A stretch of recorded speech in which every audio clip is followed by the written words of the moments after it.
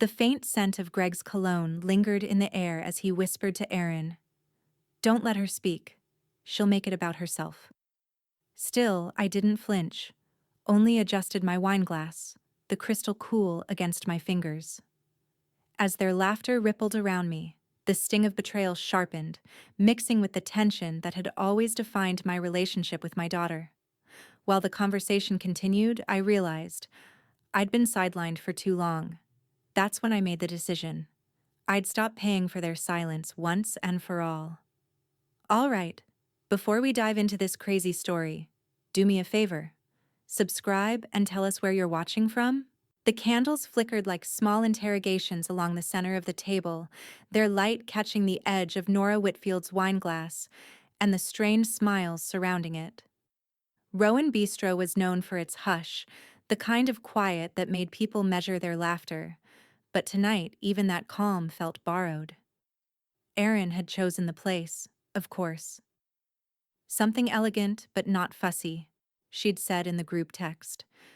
Nora had only replied with a heart emoji. At 71, she'd learned that minimal words kept peace better than any sermon. Now, sitting under the amber glow, she listened as her daughter stood to toast. "To Mom," Erin began, voice crisp with practiced affection. "The woman who taught me everything I know about patience and good posture." Laughter rippled. Small, polite, empty.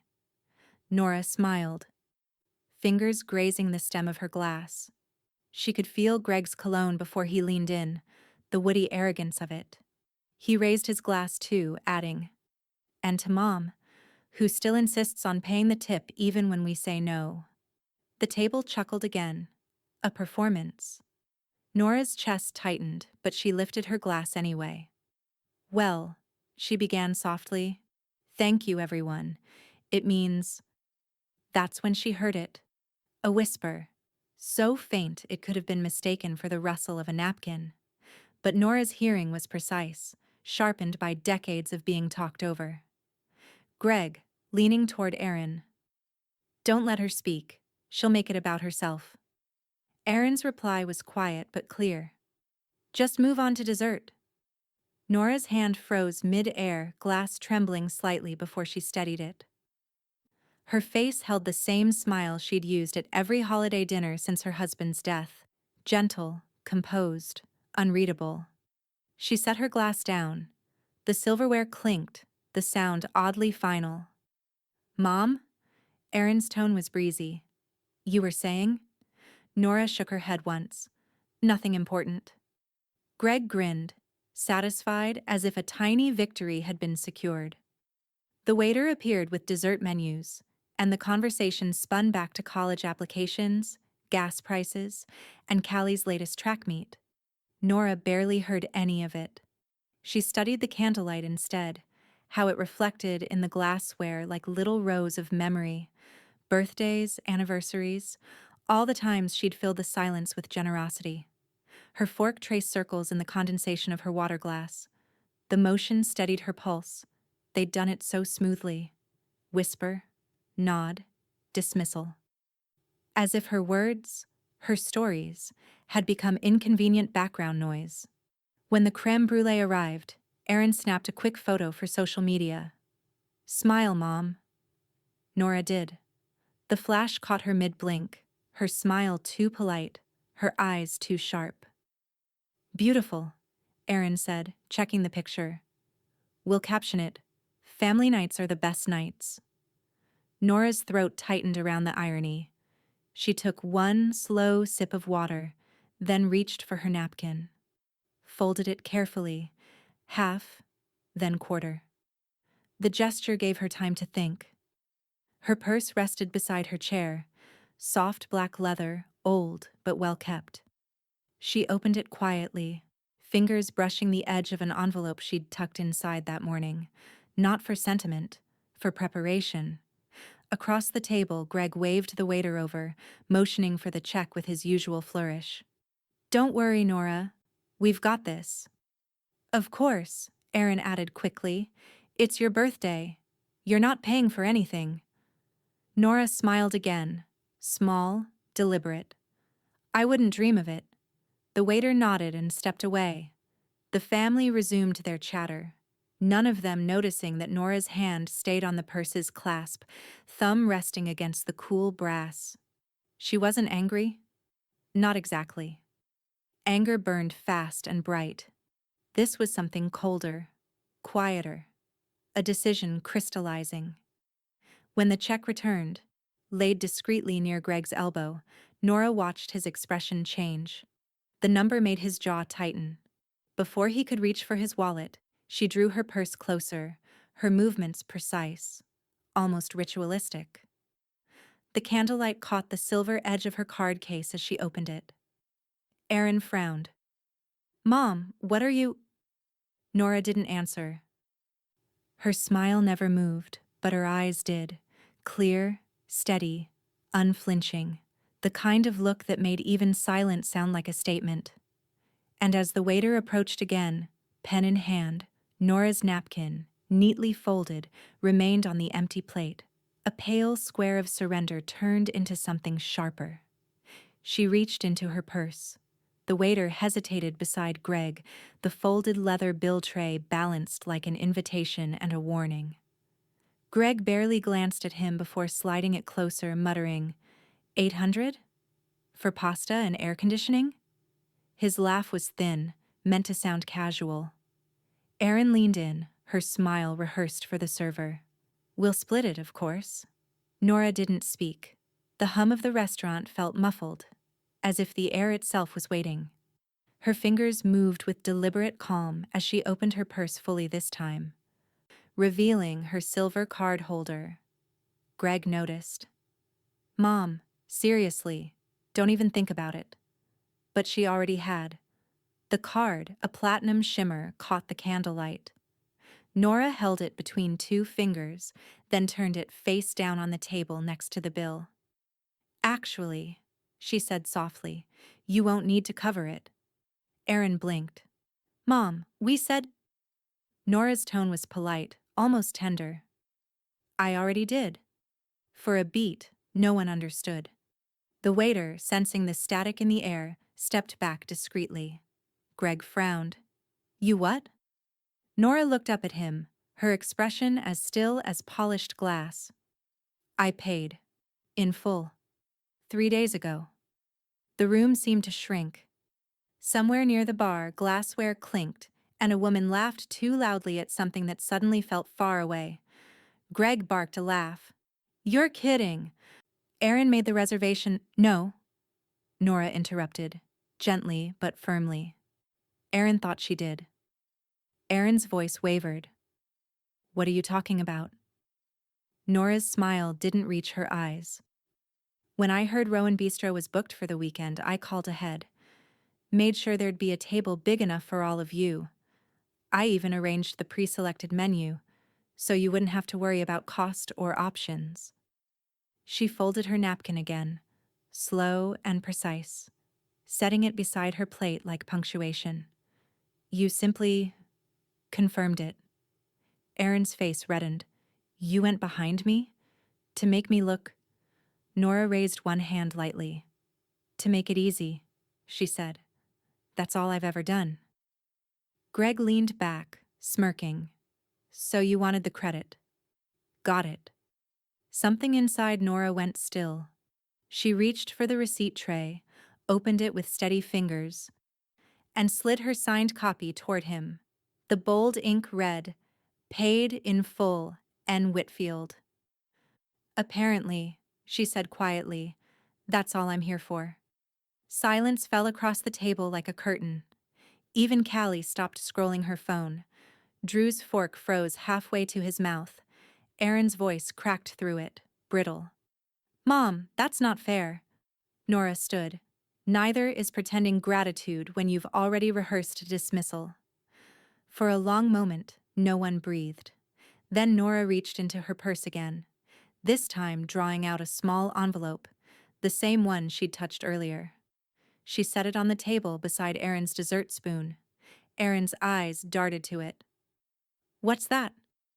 "Something you don't have to read tonight," Nora said, gathering her shawl. "But you probably should." Greg's laugh tried to fill the gap again, too loud, too forced. You're being dramatic, Nora. It's dinner, not a will reading. Nora looked at him. No, Greg. It's an audit.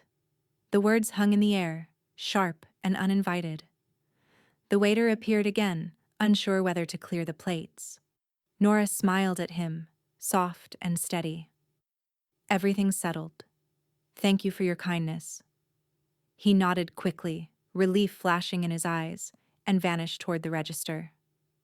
Nora turned back to her family, their discomfort blooming across their faces like a slow bruise. Aaron's jaw clenched. Callie stared down at the table. Drew shifted his weight as though the chair had turned fragile. Mom, Aaron said finally, voice shaking with a mix of pride and panic. You didn't have to. I know, Nora said. That's what made it worth doing. She picked up her coat from the back of the chair, smoothing the sleeve as if brushing off dust. The faint murmur of other diners filled the room again, returning like a tide she no longer stood in. At the doorway she paused, turning just enough to see the table again, her family frozen between denial and embarrassment, the flicker of the candles bending toward the draft she left behind. The receipt lay between them, a thin white ledger of all the unspoken years. Nora adjusted her shawl. Outside, the night air was cool, steady, unjudging. As she stepped into it, she didn't look back. The glass door of Rowan Bistro sighed shut behind Nora, sealing in the murmurs she left behind. Outside, the cold hit her cheeks like truth. She walked slowly toward the parking lot, heels steady on the cobblestones, the night air tasting faintly of wood smoke and rain. Inside, she knew what was happening. Greg's half-joking scoff, Aaron's whispered damage control, Callie's silent texting under the table. A familiar cycle of dismissal replaying itself, now stripped of its warmth. She didn't need to hear it. She'd memorized that script years ago. Still, as she reached her car, the echo of Greg's voice caught up in her mind. She just wants attention. The phrase landed like dust, soft, but settling everywhere. Nora started the engine, the headlights slicing through the dark like a verdict. The drive home was quiet, the kind of silence that made her pulse audible in her ears. She passed the same old storefronts, the florist closed early, the barber shop still lit but empty, and thought about how often she'd driven this same route, always returning to a house that never asked for explanations. When she turned into her driveway, a faint orange glow flickered from the front window. Vivian's car was there, her faithful old Buick, the one that sounded like gravel when it started. Of course, she'd waited up. The front door opened before Nora reached the porch. Vivian stood in her robe, one hand holding a coffee mug, the other braced against the frame like a gatekeeper of good sense. Well? Vivian asked, her voice low and alive. Tell me you burned them quietly. Nora stepped inside, shutting out the chill. No, she said, slipping off her shawl. I let the receipt do the damage. Vivian's grin was quick, fierce. Ah? Paper cuts to the ego, my favorite kind. Nora didn't smile back. Not quite. She set her purse down on the sideboard, the faintest tremor in her hands. It wasn't loud, but it landed. Vivian followed her into the kitchen. The air smelled of fresh coffee and lemon cleaner. Vivian's doing. You always did have a gift for polite ruin, she said, handing Nora a mug. What did they do this time? They told me not to speak. Vivian blinked. To your face? Not quite, Nora said, staring into the dark liquid. But close enough to sting. The warmth of the mug didn't reach her fingers. She set it down and crossed the hall to her study. A narrow room lined with file cabinets and photographs of a life lived in order. Vivian lingered in the doorway, arms folded. You've got that look, she said. The one you get when you're about to rearrange the chessboard. Nora didn't deny it. She opened the lowest drawer of the filing cabinet, metal scraping metal, and pulled out a worn brown folder labeled Family Trust, Whitfield Estate. The sight of her late husband's signature across the cover, strong, looping, certain, brought a flicker of nostalgia, but not hesitation. Vivian watched her flip through the documents. That's the big one, isn't it? The fund that keeps your daughter in vacation rentals and designer handbags? Nora's reply was quiet. It was supposed to keep them secure, not spoiled. She laid the papers across her desk, the pages fanning out like a confession. Each one was a record of generosity disguised as obligation: tuition payments, down payment loans, interest-free gifts that had somehow turned into expectations. Vivian sipped her coffee, eyes narrowing. So, what now? You going to cut the cord? Nora traced her finger over the embossed letterhead of Woodland Trust Bank. No, she said. Not cut, redirect. The word landed between them, solid and final. Vivian tilted her head. That's going to leave a mark. I'm counting on it. The clock on the wall ticked once, loud in the stillness. Nora gathered the documents into a neat pile, securing them with a silver clip. Then she reached for a smaller envelope, the one she'd left on the restaurant table. Vivian nodded toward it. You think they'll open it tonight? No, Nora said. But they'll think about it. That's worse. She slid the trust folder into her briefcase, the latch snapping shut like a decision being sealed. Vivian smiled faintly. You're not just closing a door, Nora. You're rewriting the locks. Nora exhaled slowly. It's time. They stood there a moment, the two women framed in the lamplight, one calm, one quietly electric. Outside, the wind rattled the bare branches against the windows, a soft percussion of change coming. Vivian reached for her coat. You're going to need me tomorrow, aren't you? I'll need a witness, Nora said. Vivian's eyes gleamed. Consider me armed, with coffee and curiosity. Nora nodded, then turned off the lamp. The room fell into half shadow, the documents gone but their weight still palpable. She paused at the window, watching the faint reflection of her own face in the glass. Steady, older, but sharper now. Let them whisper, she murmured. I've spoken in ink. Morning sunlight filtered through the lace curtains, scattering across Nora's kitchen table like quiet confetti. The clock read 8:27. She had been up since 5, her mind cataloging details while the coffee brewed. Signatures to obtain, clauses to review, one particular account to release from its long, reluctant service. Vivian arrived precisely on time, hair pinned up, a determined calm about her. You ready for this, General? She said, placing a travel mug beside Nora's untouched toast. Nora smiled faintly. Don't call me that until the battle's over. Please, Vivian said, waving a hand. You declared it the second you folded that napkin. By 9, they were pulling into Woodland Trust Bank. The building stood like a monument to discretion. Columns, polished stone, the faint echo of old money. Inside, the air smelled of paper and purpose. Henry Morris met them at the front desk, his manner steady as ever. 66 neatly pressed suit, a voice that always seemed to carry both respect and restraint. Nora, he said warmly, shaking her hand. You look resolute. I'm learning that's better than cheerful, she replied. He led them into his private office, mahogany, soft carpet, a large window overlooking the town square. Vivian took a seat beside Nora, eyes scanning the framed certificates like a curious hawk. Henry set a folder on the table. You mentioned last night that you wanted to discuss the Whitfield Family Fund. Nora nodded. It's time. He adjusted his glasses. That account's been running since Richard passed. It's structured to support educational expenses, housing assistance, emergency costs, mostly for Aaron's family. I know, Nora said. Every transaction tells the story. Henry hesitated. Forgive me, but you've been very generous. That funds kept them stable. Are you sure you want to make changes? Nora met his gaze. I don't want to make changes, Henry.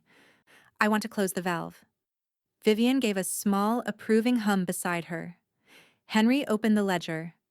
We can dissolve it entirely, though that may have tax implications. No, Nora said, leaning forward. Not dissolve. Redirect. His brow furrowed. To whom? Nora tapped the folder in front of him. To people who treat gratitude like oxygen, not currency. Henry blinked, then smiled slowly, the kind of expression reserved for witnessing courage. You always did speak like a woman who knows where her receipts are. Vivian chuckled. That's her brand now. Henry flipped through several pages. All right. We'll need to outline new beneficiaries and create a charitable subtrust. Do you have organizations in mind? Nora unfolded a handwritten list from her purse, the ink still fresh from that morning. 3. She slid it across the desk. Henry adjusted his glasses and read aloud. Lancaster Elder Care Cooperative, HopeWorks, Housing for Single Mothers, Keystone Scholars Initiative. He looked up. All local. Nora nodded. All underfunded? For a long moment no one spoke. Even Vivian's usual commentary fell away, replaced by quiet admiration. Henry finally said, You understand, this changes everything about the estate's structure. Erin and her family won't be entitled, Nora finished for him. That's the point. Vivian leaned in, voice low but amused. You're not cutting them off, darling. You're teaching them what air feels like when someone stops spoon-feeding it.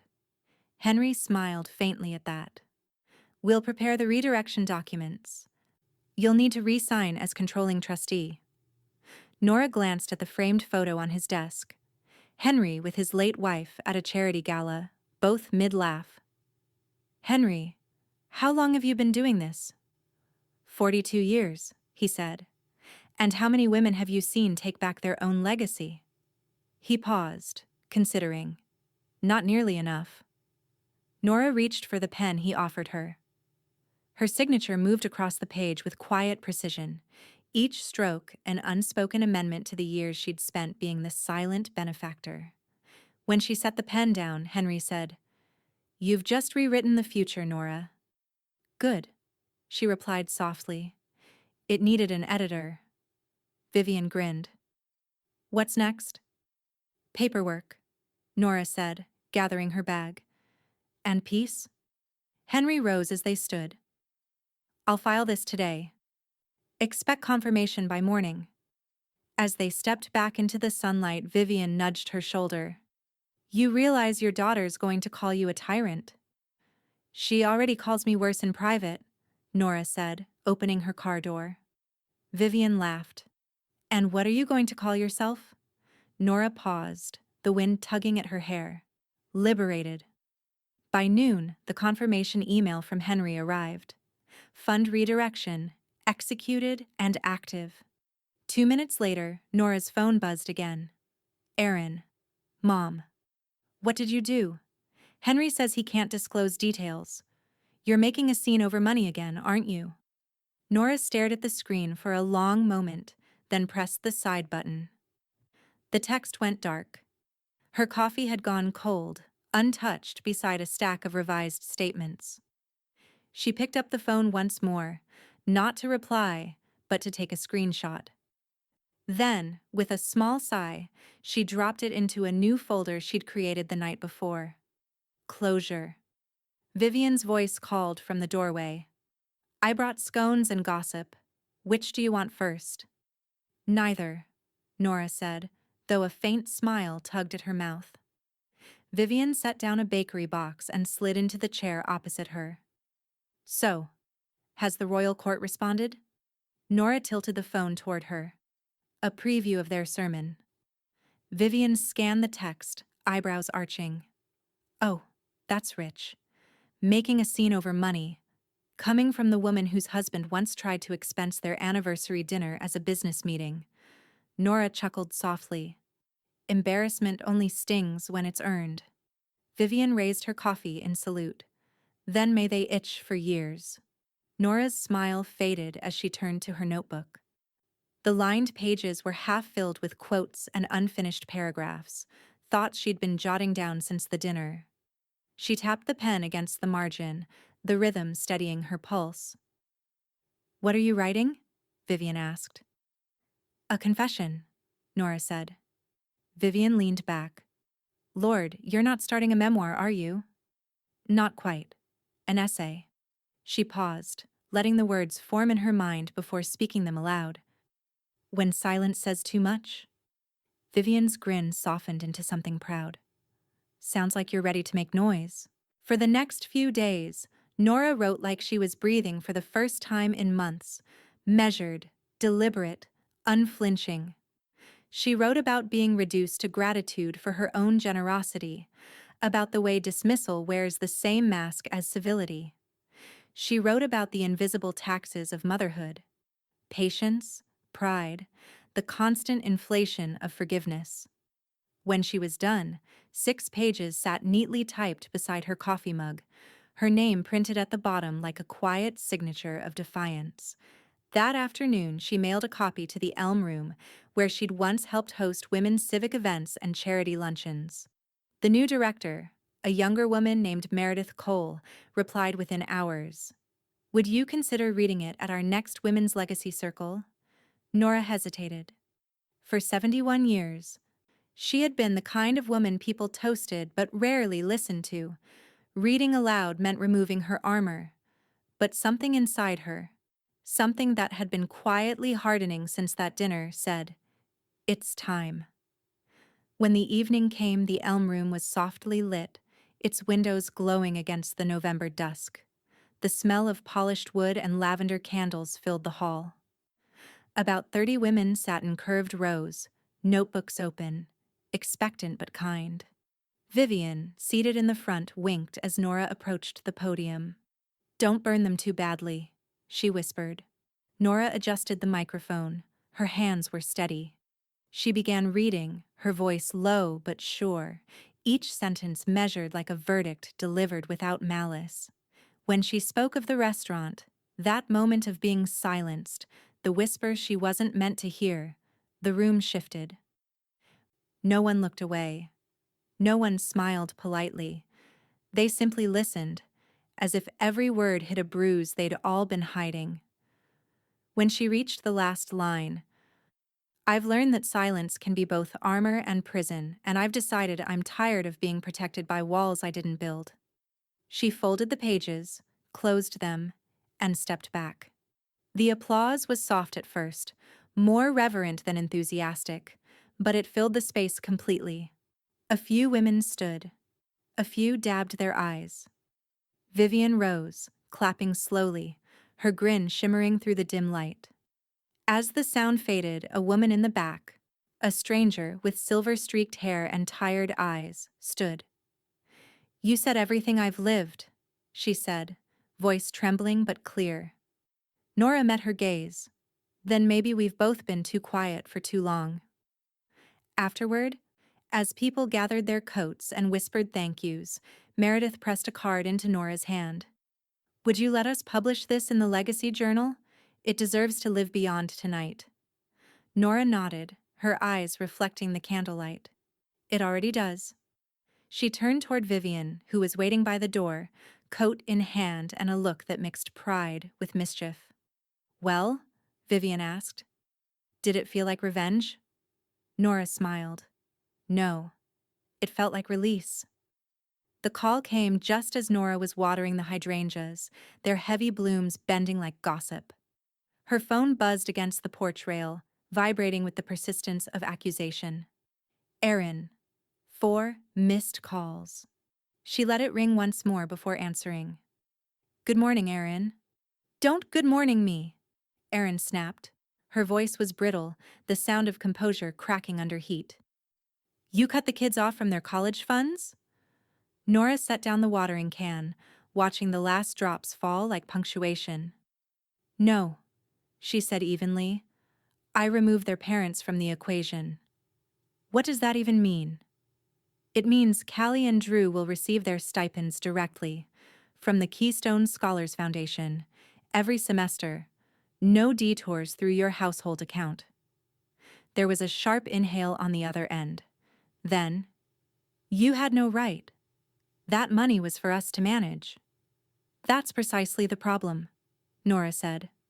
For a moment there was only the sound of breathing, Aaron's uneven, Nora's steady.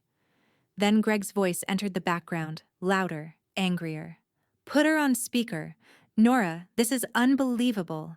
You've undermined our authority as parents. Nora's eyes lifted toward the sky, where two birds fought over a branch. You misused my silence, she said. Greg scoffed. We didn't misuse anything. We handled things privately, as a family. Privately, Nora repeated, tasting the word.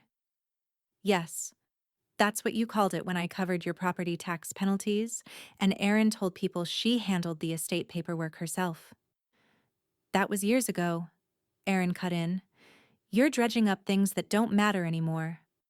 Nora's voice stayed calm. They mattered every time you assumed the next rescue would come automatically. Greg muttered something about manipulation. Erin's voice trembled. Not from sorrow, but from loss of control. So what? You just cut us out? You didn't even talk to us first? You didn't talk to me before deciding when I could speak at my own dinner. The line went silent.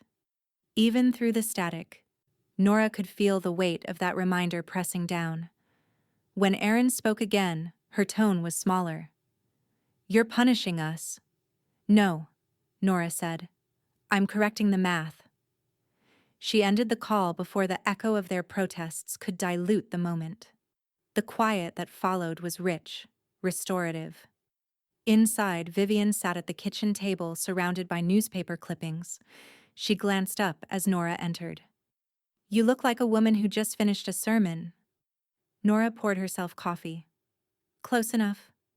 Vivian leaned forward. Let me guess. Erin's in full apocalypse mode? Complete meltdown, Nora said, stirring sugar into the cup. Greg's using words like authority and disrespect. They've both mistaken dependency for partnership. Vivian chuckled. Feels good to draw the line, doesn't it? It feels...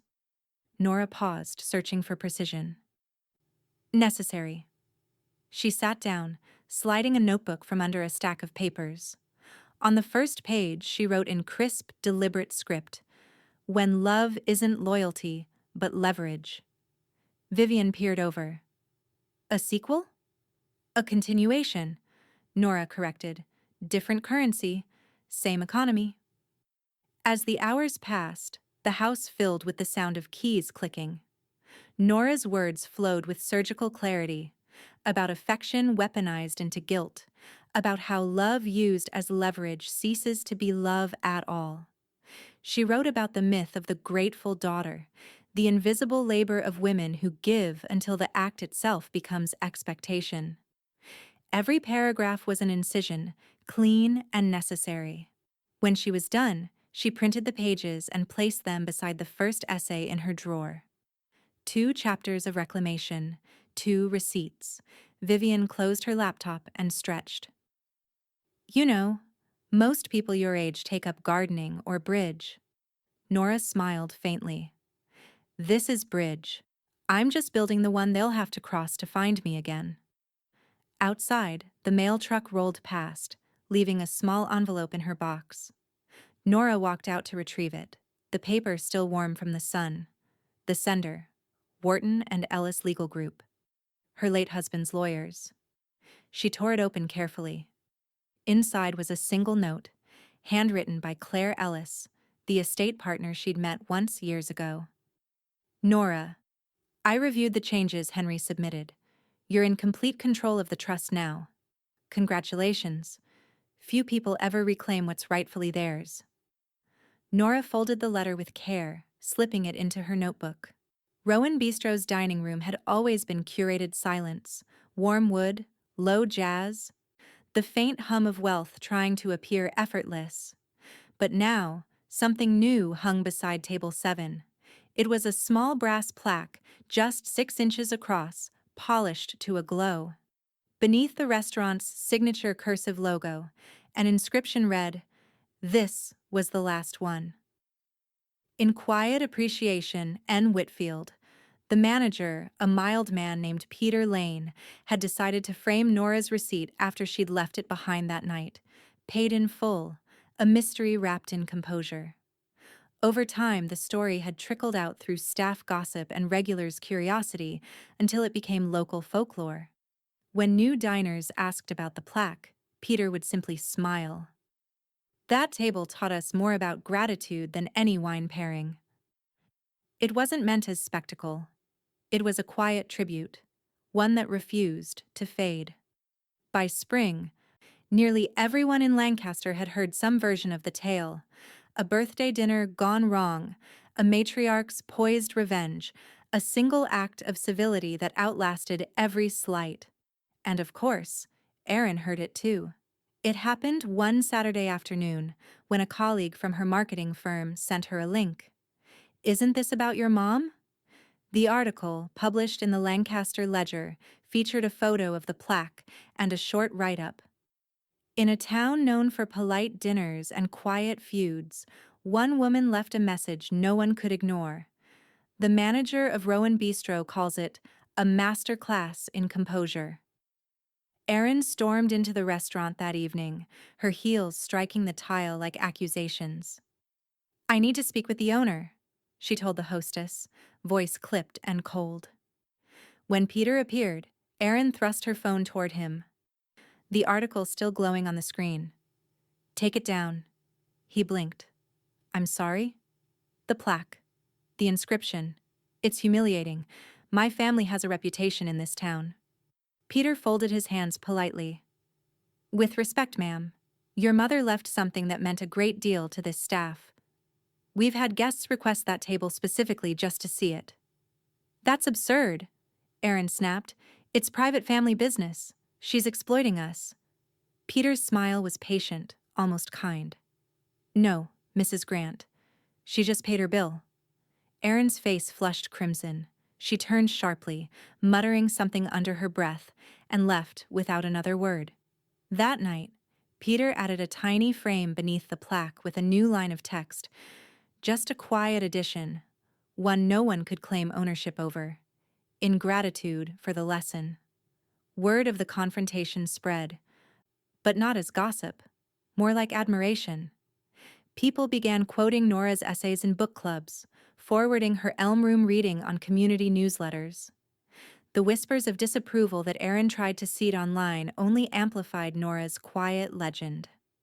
By the time spring turned to summer, Nora's circle had expanded far beyond her neighborhood. Women she'd never met wrote her letters, thank you notes wrapped in confessions. Widows, single mothers, retired teachers, all of them recognizing themselves in her restraint. One envelope came from the Elm Room itself. Meredith Cole's note was brief but bright. "Nora, your voice has become its own currency. We'd be honored if you'd lead our upcoming Women in Money series.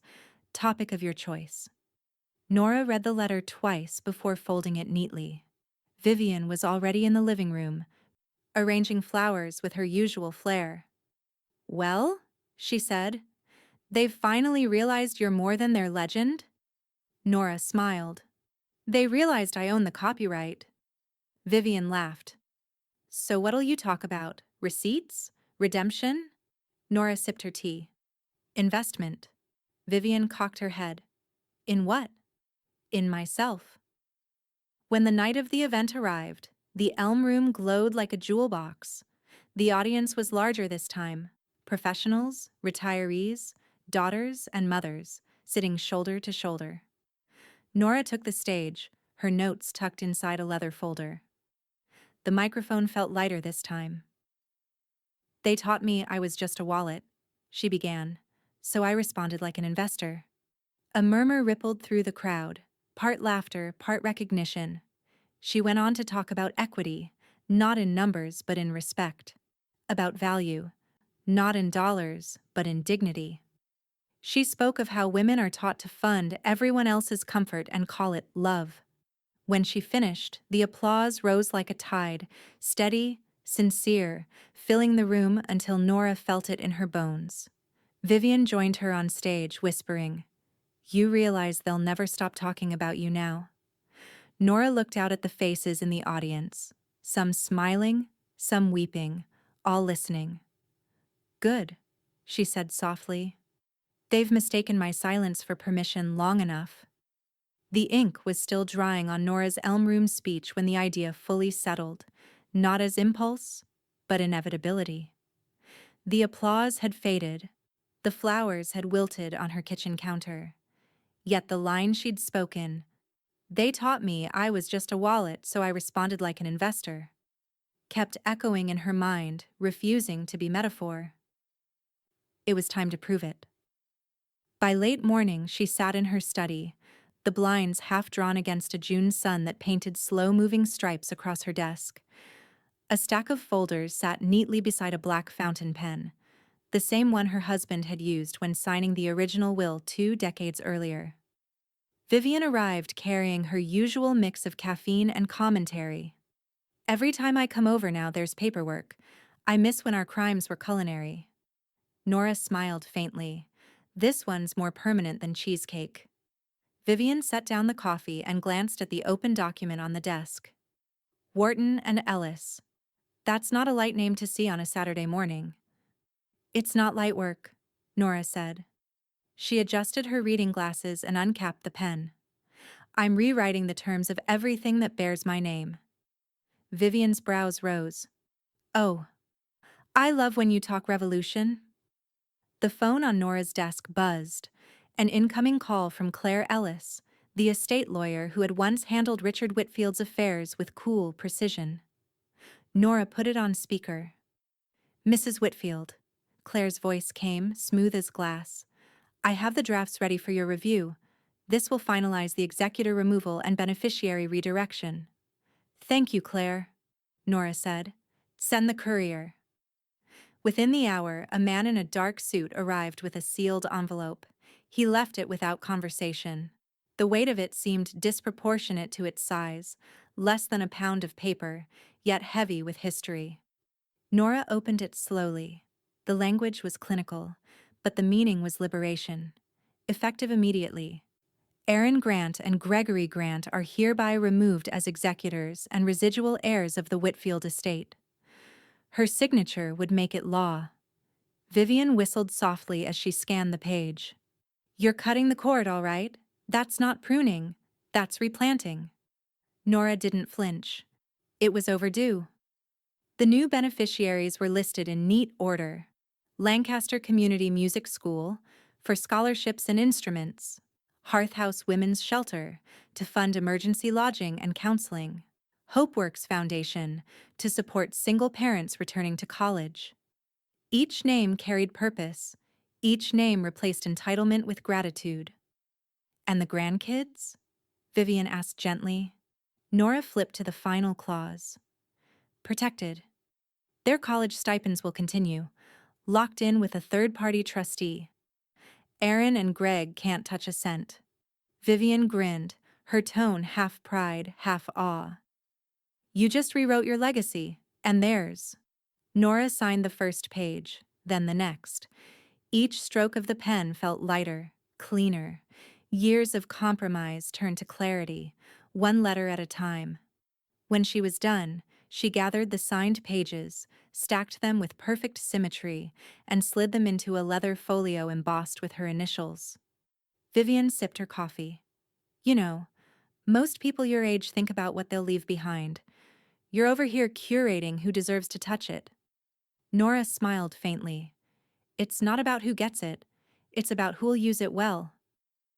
She stood, crossing to the old oak cabinet in the corner, a relic her husband had once used to store golf trophies. Inside, neatly organized, sat her lockbox. She opened it, removed a blank brass plate, and with a steady hand wrote on it in black marker, "For the ones who earned it." She affixed the plate to the inside lid before placing the signed documents within. The click of the latch echoed like punctuation. For a long moment she simply stood there, breathing in the quiet that followed, the strange, satisfying calm of reclaiming her narrative. Vivian broke the silence. "Do you ever think they'll understand? Aaron and Greg, I mean." Nora looked toward the window, where a bird was building its nest beneath the eave. "Maybe someday," she said. "But by then, it won't matter.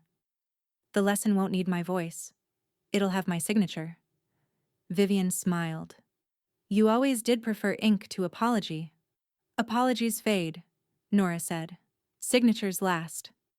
They shared a look, one of friendship, defiance, and something like peace. The knock came just as the cinnamon bread finished baking. It wasn't sharp or hurried. 3 soft taps, a pause, then one more.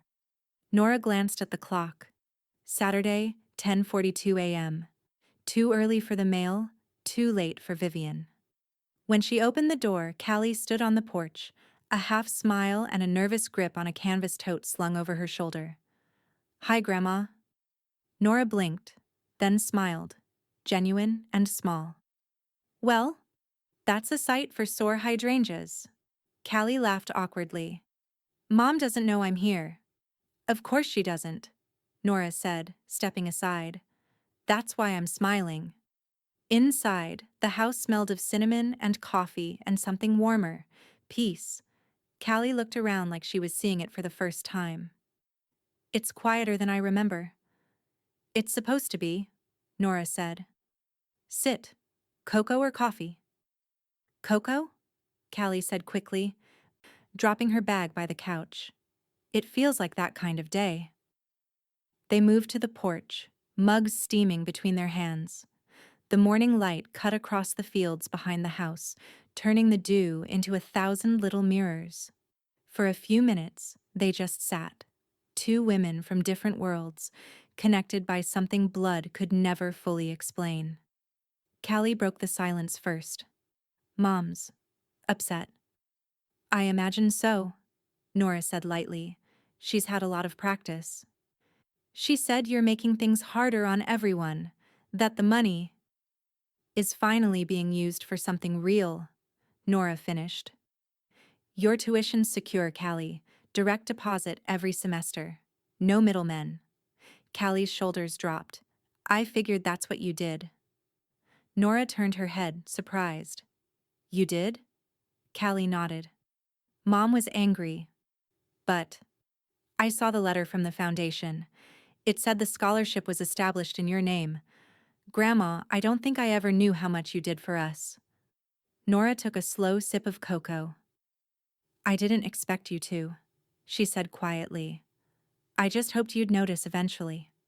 Callie looked down at her hands. "We never asked. We just took. I guess I thought that's what families do." Nora smiled softly. "It is. Until someone decides to change the definition."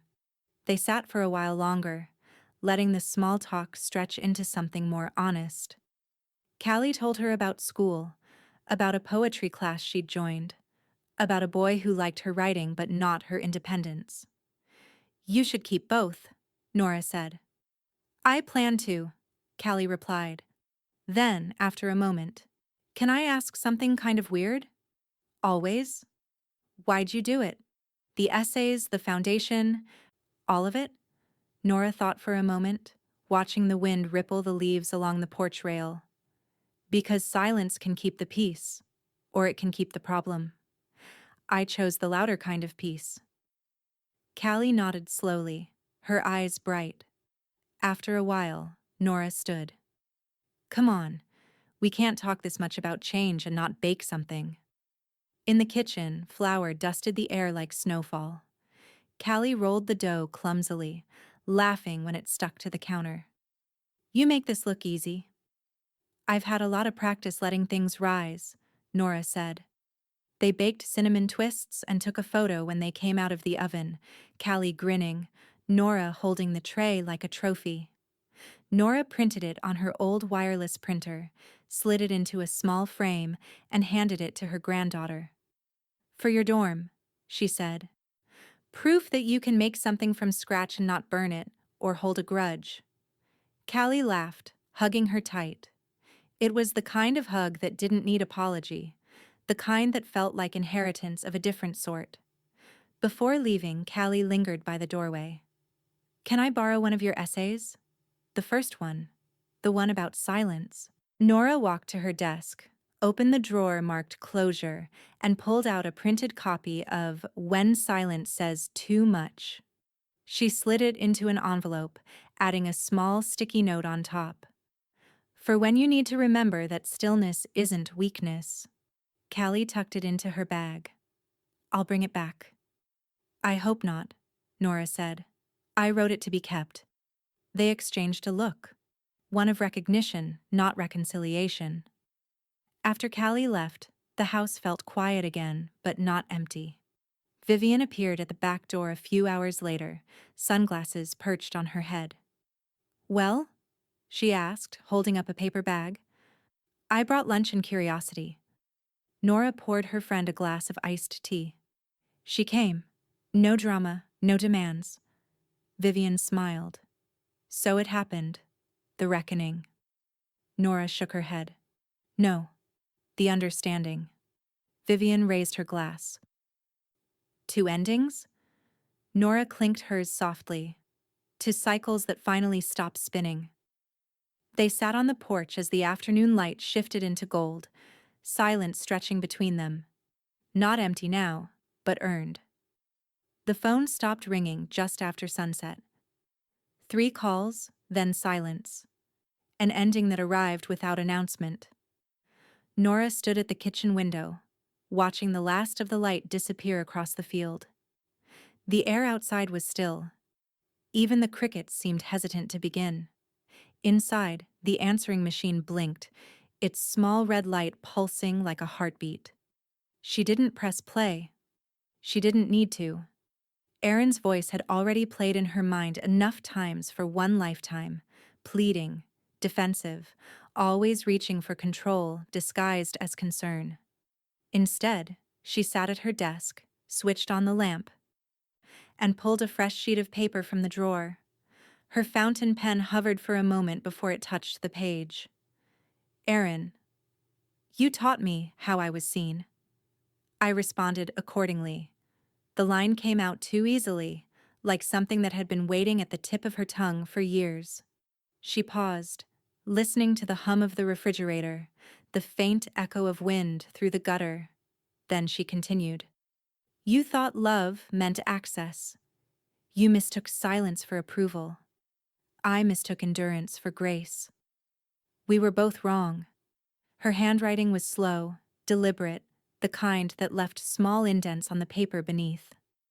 Each sentence felt less like accusation and more like autopsy, naming what had died between them without trying to resurrect it. "I wish you well, not comfort. I wish you peace, not permission." She set the pen down and read the page twice. It wasn't bitter, it was balanced. A perfect blend of truth and restraint. The cruelty wasn't in what it said, but in the fact that it would never be sent. Nora folded the paper neatly, slid it into an envelope, and sealed it shut. On the front she wrote nothing. Not a name, not an address. Just the finality of blank space. She placed it inside the top drawer of her desk and closed it softly. Vivian arrived 20 minutes later, breezing in with her usual mix of perfume and observation. "I brought pie. It felt like a pie kind of evening." "Cherry or apple?" Nora asked without looking up. "Cherry. The color of forgiveness." Or so the bakery sign claimed. Vivian stopped when she saw the sealed envelope on the desk. "Well, that looks ominous." Nora smiled faintly. "It's not. It's unfinished business that decided to stay unfinished." Vivian pulled up a chair, curiosity glinting. "You wrote her?" "I did." "And you're not sending it?" "No." Vivian nodded approvingly. Sometimes peace is choosing not to mail the truth. That's exactly it, Nora said. Sending it would be correction. Keeping it is clarity. Vivian smiled, sliding the pie box toward her. You're getting good at the gentle forms of revenge. This isn't revenge, Nora said softly. It's relief. They ate in silence for a while, the kind of silence that didn't demand explanation. Later, when Vivian left, Nora walked back to her desk and opened another folder. Family accounts, discretionary funds. There, listed between insurance payouts and travel reimbursements, sat one untouched account, Whitfield Family Travel Fund, $48,000. She had once imagined using it for a family trip. Her, Aaron, the grandkids, maybe even Greg if he behaved. That was before she realized shared vacations didn't fix fractured values. By morning, the fund had a new destination. At Woodland Trust Bank, Henry looked over the transfer paperwork, glasses sliding down his nose. The Grandmother Writer's Grant? He read aloud. Nora nodded. A small stipend for women over 60 who want to publish their first essay. Too many stories die before they're told. Henry smiled. You're building a legacy that doesn't need heirs. I'm giving one to the right people, she said. He adjusted the file. Your legacy just shifted into motion, Nora. It was never meant to stay still. Henry leaned back in his chair, studying her. You know, I've managed trusts for 40 years, and I've never seen someone turn closure into currency. Nora chuckled. That's because most people think closure means ending something. I'm just beginning. When she got home that afternoon, she placed a copy of the grant paperwork in her safe, tucked beside the brass plate that read, "For the ones who earned it." Then she poured herself tea and opened the curtains. Outside, the garden shimmered with late summer gold, and for the first time in months, she felt no impulse to respond to anything. The phone stayed silent all evening. The email arrived just after dawn, its subject line a thinly veiled snarl. Subject: You've gone too far, Mother. Nora read it once through, her tea cooling beside her. The tone was familiar. Furious, self-pitying, rehearsed. Aaron had copied Greg, of course, and laced the message with threats disguised as family concern. We'll contest this. We'll talk to the lawyers. You're being manipulated. Think of your grandchildren. Nora closed the laptop. The only thing she did after that was forward the message to Henry with a 2-word note. For record keeping. She didn't reply to Aaron, not even a line. Silence, once used against her, had become her language of authority. By mid-morning, she was sitting in her lawyer's office. The air smelled faintly of oak polish and coffee. Expensive, efficient, impersonal. Claire Ellis, sharp in a navy blazer and pearl earrings, looked up from her computer. I received Henry's forward, she said. Do you want to proceed with the directive updates? Yes, Nora replied. Everything we discussed. Claire nodded. No contact authorization? Correct. Effective immediately. No next of kin access to my records. No medical decisions. No financial overrides. If something happens to me, Vivian has power of attorney for both health and estate. Claire paused, her tone softening. That's a strong boundary to draw. It's not a boundary, Nora said, eyes steady. It's a perimeter. She signed the papers with the same calm she'd once used to write checks for her daughter's ambitions. Stroke by stroke, she built her fortress in ink. When the last page was done, Claire leaned back and exhaled. You're protected. And frankly, untouchable. Nora smiled faintly. It's amazing how safety looks a lot like solitude. Claire slid the folder across the desk. Or independence, depending on who's looking. Nora left the office into the cool late summer air. The sky was an unapologetic blue, too bright for regret. At home, Vivian was waiting on the porch with her usual thermos and mischief. You look like someone who just fired her entire bloodline. Just their access, Nora said, settling beside her. They'll have to earn everything else from the outside. Vivian whistled. It took you 71 years to become bulletproof. Not bad timing. Nora smiled, glancing at the horizon. I don't need armor, just clarity. The afternoon passed quietly. Nora sorted through her journals, old ones filled with her late husband's neat penmanship, newer ones in her own slanted script. She opened a fresh page and wrote slowly, deliberately, the way one chisels something meant to last. Grief taught me to be silent. Disrespect taught me to speak. And now, peace is teaching me to listen to the quiet without mistaking it for loss. The words steadied her. She closed the book and looked out at the garden. The wind was lifting the last of the summer blooms, scattering petals across the grass like small departures. A soft knock came at the door a little later. Vivian, again, holding the mail. You got something from Callie, she said, waving a postcard. Mailed from campus. Nora took it, smiling before she even turned it over. The picture showed a brick courtyard and a line of maple trees just starting to blush red. On the back, in neat handwriting, Grandma, you're my favorite story. Love, Callie. Nora traced the words with her thumb, her eyes soft but unclouded. She's going to be fine, she murmured. Vivian grinned. She's going to be dangerous, in the best way. They sat together as the evening came in, the porch light flickering on. Vivian sipped her tea. You know, Nora, you might be the only woman I know who managed to turn being ignored into a legacy.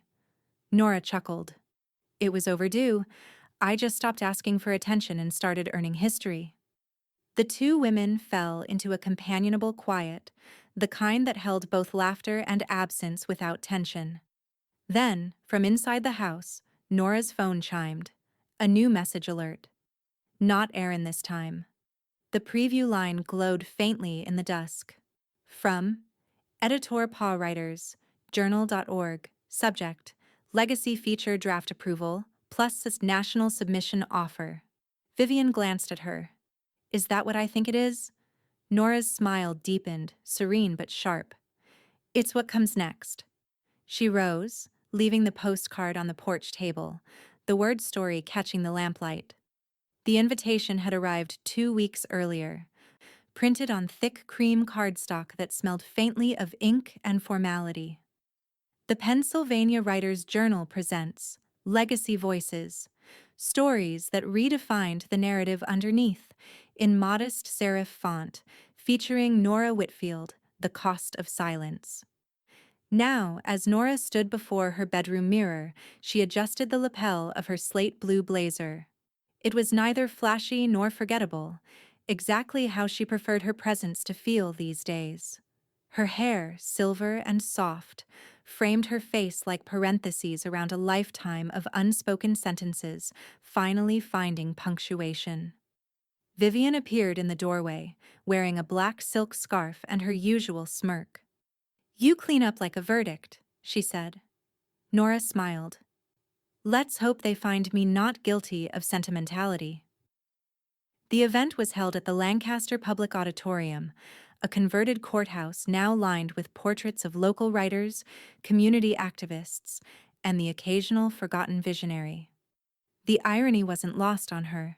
Inside, the hall buzzed with polite excitement.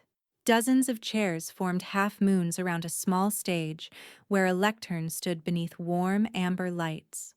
At its base, Nora noticed something familiar. A small framed note leaning against the podium glass. The laminated receipt from Rowan Bistro. This was the last one. She felt a soft laugh catch in her chest. Someone, likely Meredith from the Elm Room, had placed it there. A private nod to where the story truly began. Vivian, spotting it too, leaned over. You're officially a folktale. Not bad for a woman who used to get shushed at dinner, Nora whispered. Their table sat near the front, surrounded by what Nora now called her chosen ones: Vivian, Henry, Meredith, Claire, and a handful of women from the Elm Room Legacy Circle. No family name cards, no last-minute apologies, just people who had listened when she finally started speaking. As the event began, the host stepped forward. Tonight, we honor voices that refuse to stay quiet. Each story here tonight isn't just writing, it's reclamation. When they reached Nora's segment, the lights softened to a calm glow. Meredith took the podium first, her voice steady as she began reading from Nora's essay. I used to believe silence was noble, that it protected dignity, that it kept peace. But silence, I learned, is the most polite form of erasure. So I started over, with words. The audience leaned in, the room stilling into reverent quiet. As Meredith read passages from both When Silence Says Too Much and When Love Isn't Loyalty, but Leverage, Nora's throat tightened. Not with grief, but with awe. The words sounded different out loud, as if they'd grown muscle since leaving the page. When the reading ended, the applause rose like a slow tide, not thunderous, not dramatic, just long enough to mean something. Nora stood, not to speak, but to nod, a small acknowledgement that this moment wasn't performance, it was proof. Afterward, champagne glasses clinked around her table. Vivian raised hers first, her smile sharp and fond. To the woman who showed us how silence ends, with ink and grace. The table murmured approval. Nora lifted her glass, matching Vivian's gaze. And receipts? She said. Laughter rippled through the group, light but meaningful. Henry leaned over. You know, that plaque at Rowan's? They've had to polish it twice this year. Apparently, people keep touching it for luck. Luck? Nora asked. Or courage, he replied. Nora smiled, setting her glass down. Either will do. Across the room, Meredith caught her eye and motioned toward the podium. You're welcome to say something, if you'd like. Nora shook her head gently. I already did. Years ago. They're just hearing it now. The night wound down with quiet laughter and the clatter of dessert plates. As the lights dimmed, she glanced once more at the framed receipt by the podium, its edges glinting softly under the amber light, like a relic of some private religion. Vivian placed a hand on her shoulder. You realize you've become the ghost they quote when they're brave enough to leave a room they don't belong in. Nora's eyes lingered on the stage. Good. Maybe they'll start haunting the right places. The morning after the tribute, the sky was a soft, forgiving gray, the kind that blurred edges instead of sharpening them. Nora sat at her kitchen table, the event program folded neatly beside her coffee cup. Vivian sat across from her, hair tied back, eyes sharp as ever. Well, Vivian said, stirring her tea. I've heard 3 different people call you an icon this morning. You're officially the patron saint of boundaries. Nora smiled faintly. Strange sainthood. No miracles. Just paperwork. Vivian tilted her head. You never did answer my question last night. Nora looked up. Which one? If you could go back to that birthday dinner, to that moment, would you have said something? Out loud. To them. Nora took a slow breath, her fingers tracing the rim of her mug. No, she said finally, because if I had spoken that night, they wouldn't have heard it. Vivian studied her. You really believe that? I know it, Nora replied. They were listening for confirmation, not truth. Some people can't hear you until the silence gets expensive. Vivian grinned softly. You're still dangerous when you're poetic. Old habits, Nora said. She rose, gathering her bag and keys. Walk with me? They left the house and made their way through downtown Lancaster, the streets humming with Saturday ease. Farmers' market stalls, coffee cups in hand, couples moving in soft conversation. For years, Nora had walked these same streets invisible, her kindness taken as camouflage, but now The glances that met her carried something new, recognition, even respect. A woman at a flower stand smiled as they passed. "Mrs. Whitfield?" Nora paused. "Yes?"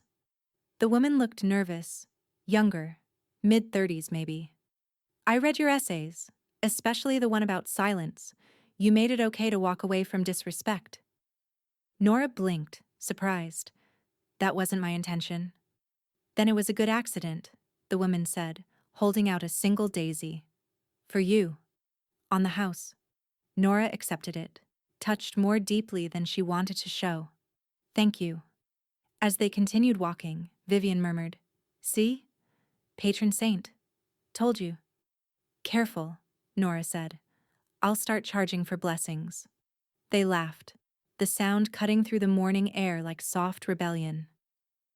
By afternoon, the sky had cleared. Vivian went home, promising to call before dinner. Nora drove alone to St. Luke's Cemetery, the same place she hadn't visited in nearly a year. Her husband's headstone sat beneath a maple tree, its base lined with fallen leaves. She brushed them aside and laid the daisy down. "Hello, Richard," she said quietly. "It's been a while." The words came slowly, as if crossing a bridge she'd built plank by plank. "You'd be proud," she said. "Or terrified. Maybe both." She smiled faintly. "I finally stopped keeping the peace. Turns out it doesn't need me to survive." For a long moment she just stood there, the wind lifting her hair like a gesture of approval. Then she pulled a folded sheet of paper from her coat pocket, her newest habit, and placed it in the small metal box beside the headstone where she kept their shared notes. "You always told me strength was quiet.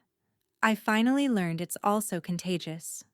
She closed the box gently, then turned toward the car. Back home, the late afternoon light slanted through the kitchen windows, touching everything with a soft, almost cinematic warmth. Nora went straight to her study, opened her safe, and pulled out the leather-bound folder labeled Legacy. Inside, among the essays, deeds, and trust documents, she added a single envelope. On the front she wrote in clean, deliberate letters, "For Callie. When it's her turn to be ignored." She placed it inside, her hand lingering for a moment. "Not yet," she murmured, "but someday." As she closed the safe, Vivian appeared in the doorway, unannounced as always, holding 2 glasses of wine. "You always manage to look like you're ending a chapter," she said. "Maybe I am." Vivian handed her a glass. "You know, you didn't get revenge." Nora raised an eyebrow. "Didn't I?" "No," Vivian said, settling into the armchair. "You got release. It's quieter, but it echoes longer." Nora clinked her glass against Vivian's. "Then I'll drink to echoes." They sat together in the golden hush of early evening, the air filled with the faint hum of crickets returning. Outside, the last light pooled across the garden, spilling through the window and across the brass plate in Nora's safe, its inscription glinting like a promise, for the ones who earned it. The envelope from the Pennsylvania State Library arrived on a Tuesday morning, tucked neatly among bills and catalogs. Nora didn't recognize the return address at first, but when she saw the embossed seal, a quill and keystone intertwined, she smiled. Inside was a single page of heavy parchment, official notice of inclusion. The Commonwealth Legacy Archive formally welcomes the cost of silence and, when love isn't loyalty, but leverage, into its permanent literary collection.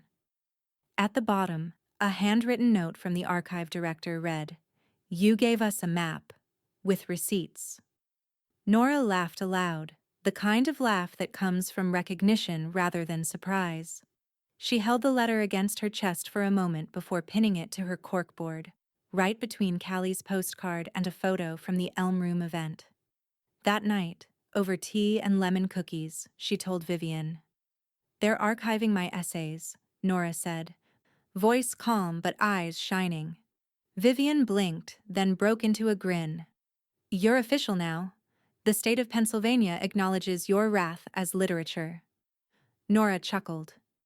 Wrath ages well in print. Vivian lifted her cup. To being footnoted in history, without needing an apology first. Nora clinked her cup lightly. To quiet revolutions. By autumn, Nora began the slow process of downsizing. Not out of necessity, but intention. Her house had grown too large for her new kind of living. Too many rooms filled with echoes that no longer required her presence. The cottage she chose sat near a lake just outside of town, the kind of place where the air smelled like pine and the nights hummed with cicadas. When she moved in, she brought only what mattered. One sturdy box marked legacy. Inside were her journals, essays, the trust papers, and, carefully laminated, the original receipt from Rowan Bistro. It felt less like nostalgia and more like inventory. Vivian helped with the move, naturally, though she complained every step of the way. You're too organized, she muttered, lifting a small box labeled kitchen. Essentials? If I ever move, I'm just setting my old house on fire. That's one solution, Nora said dryly. Please, Vivian smirked. You'd alphabetize your flames. They laughed until they had to stop to catch their breath, both leaning on the kitchen counter like teenagers who'd gotten away with something. When everything was settled, they stood outside, watching the sun lower itself gently over the lake. The water shimmered like a sheet of melted brass. Vivian broke the silence first. You really did it. You walked away from noise and ended up somewhere that actually sounds like you? Nora smiled, adjusting her shawl against the breeze. I'm finally living at a table that fits me. Vivian nodded approvingly. You built it from your own silence. Not bad for a woman who used to apologize for speaking too long. Turns out, Nora said, silence is only golden when you own it. Every Thursday, without fail, Vivian drove out with a lemon cake from their favorite bakery. They'd sit on the screened porch overlooking the lake, gossiping about town politics, essays gone viral, and which male author had most recently misunderstood feminism on public radio. Sometimes they talked about Callie, now interning for the Elm Room Journal and sending postcards with short poems scrawled in the margins. Inheritance without permission, Vivian read aloud one afternoon, quoting Callie's upcoming lecture title. I like that she stole your fire. She didn't steal it, Nora said, smiling. I left it where she could find it. Vivian cut another slice of cake, shaking her head. You really have become the ghost of Lancaster. Every woman over 50 quotes you at brunch. Good, Nora said. May they all stop asking for validation before they order dessert. Vivian laughed so hard she nearly spilled her tea. As twilight spread across the lake, the two women sat quietly, the air filled with the soft chorus of crickets and rippling water. The framed plaque from Rowan Bistro hung inside the cottage's small study, its reflection catching in the glass door each evening. This was the last one. Nora liked that the words followed her everywhere she sat, like punctuation that had finally found its sentence. The morning of Nora Whitfield's 72nd birthday began the way she liked all mornings to begin now, with light instead of noise. The lake outside her cottage was still, catching the sunrise in fragments, like a mirror that had learned to forgive its own cracks. The air smelled of rain-soaked pine and lemon cake from yesterday's visit. She brewed her coffee, steady and unhurried, and opened the window just enough to let in the chorus of waking birds. No phone alerts, no forced celebrations, no table full of whispered edits to her existence. The quiet wasn't empty. It was earned. By mid-morning, the mail arrived. A small bouquet of wildflowers, daisies, asters, and one defiant marigold, sat in a glass jar on her porch, tied with a twine ribbon. The card was handwritten, the pen strokes looping and sure. Happy birthday, Grandma. You spoke without saying a word. I heard everything. Love, Callie. Nora smiled and placed the note on the mantel beside the brass plate from her safe. "She's going to be unstoppable," she murmured. At noon, Vivian appeared in her usual entrance. No knock, no warning, holding a pie tin and grinning like she owned the afternoon. "Birthday pie delivery," she announced. "Blueberry this time. I figured you'd had enough citrus philosophy to last the decade." "You bring pie like it's contraband," Nora teased, taking the tin and setting it on the counter. "It is contraband," Vivian said. "Joy this good should be regulated." They laughed, and for a moment the years between them disappeared into the hum of the radio and the smell of fresh pastry. Henry arrived later carrying a bottle of wine and a wrapped box. "I was told there would be pie," he said, handing her the gift. Nora raised an eyebrow. "And what if there isn't? Then I'll have to bill you for emotional distress." Vivian swatted his arm. "Sit down before she rewrites your will again." They ate dinner at the small round table by the window. Roast chicken, warm bread, and laughter that came easily. The kind of meal that didn't need to prove its significance. There were no toasts, no cameras, just friends who had seen her become the person she was always meant to be when no one else was watching. After dessert, Henry poured the last of the wine and said, "So, Nora, how does it feel to live without an audience?" Nora smiled, "Like finally exhaling after a lifetime of holding my breath." Vivian lifted her glass. "To peace that doesn't need applause." They clinked glasses gently, the sound small but certain, like punctuation marking the end of a story told well. When her friends left that evening, Nora walked them to the porch. The air was cool and sweet with lake mist. As their taillights disappeared down the road, she turned back to her quiet cottage. On the kitchen counter sat one last envelope she hadn't noticed before. Cream-colored, no return address, sealed with simple gold foil. She opened it carefully. Inside was a birthday card, handwritten in elegant script. "Dear Mrs. Whitfield, from all of us at Rowan Bistro, thank you for reminding this town that some dinners change more than a menu. Table 7 is always yours." Nora stared at the words for a long moment, then let out a soft laugh, the kind that carried both irony and gratitude. She placed the card beside the framed receipt on her bookshelf, the two now bookending an entire era of her life. She brewed one last cup of tea and sat by the window as the night deepened.